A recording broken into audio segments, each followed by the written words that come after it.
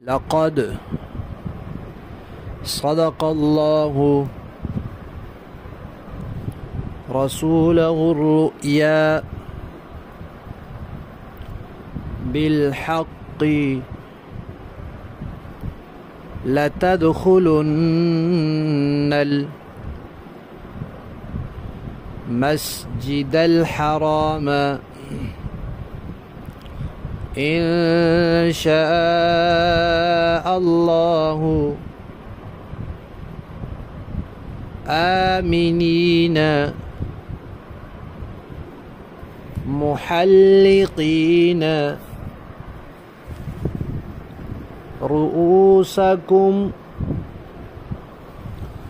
ومقصرين لا تخافون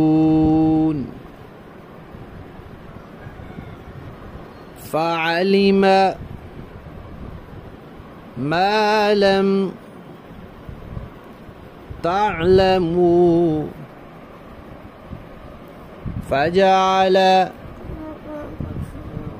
من دون